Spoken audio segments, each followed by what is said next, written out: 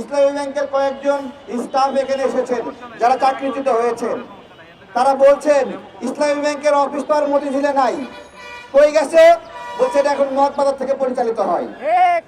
মতিঝিলে ইসলামী ব্যাংকের head officer নাই, এটা এখন মগবাজার সাদা শকুন চালায়। কোথায় কে বসবে, কোথায় কে উঠবে, সাদা শকুন ঠিক করে দেয়। সাদা শকুনকে বলবো, এসালন তো 82% শেয়ার উন্মুক্ত মার্কেট থেকে কিনে নিছিল, তুমি কয় পার্সেন্ট শেয়ার নিয়ে মতিঝিলের ইসলামী ব্যাংক মগবাজারে নিয়ে গেলা? জিজ্ঞাসা করছি। 5000 মানুষের পেটে লাথি মেরে তাদেরকে বের করে দিয়েছে। কেন বের করলো? তাদের শিবিরের জন্য ইয়ানত দরকার, শিবিরের জন্য চান্দা দরকার, জামাতের জন্য চান্দা দরকার। যদি জামাত শিবিরের বাইরে লোক থাকে এই ব্যাংকে, তাহলে তো সেই চান্দাবাজির ভিডিও বাইরে প্রকাশ করে দেবে। এই জন্য ইসলামী ব্যাংকে এরকম করছে। আমার একটা কথা, যে এই জুলাই গণঅভ্যুত্থানের আগে ইসলামী ব্যাংকে কখনো টাকা প্রিন্ট করে দিতে হয় নাই। সবচেয়ে খারাপ মানুষগুলো ইসলামী ব্যাংক চালাইছে, টাকা প্রিন্ট করে দিতে হয় নাই।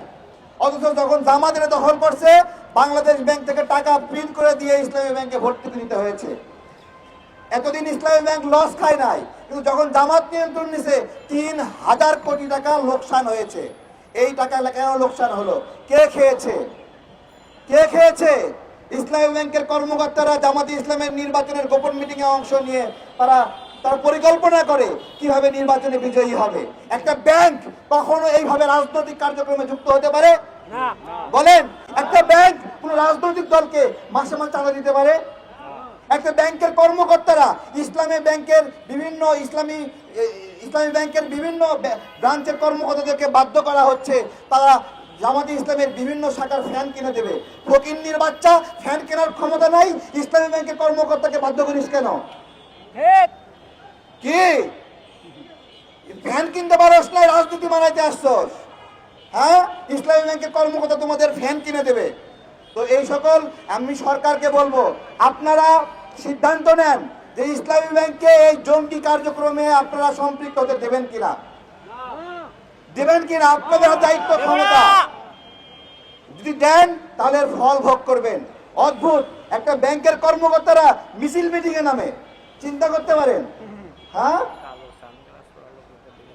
ইসলামী ব্যাংকে 5 আগস্টের পরে অদ্ভুত ঘটনা ঘটেছে। মালিকদেরকে, পরিচালকদেরকে মারপিট করে বের করে দিয়েছে। ন্যায় বিচার কি? যে সকল মালিক, যে সকল শেয়ার হোল্ডাররা শেয়ার কিনেছে তারা আবার সেটা ফেরত পাবে? জামাত গল্প সাজাইছে যে স্বৈরাচারের কাছে ইসলামী ব্যাংক ফেরত দিচ্ছে। তা স্বৈরাচারের কাছ থেকে যে ইসলামী ব্যাংক নিয়েছো, কত টাকা দিয়ে কিনেছো?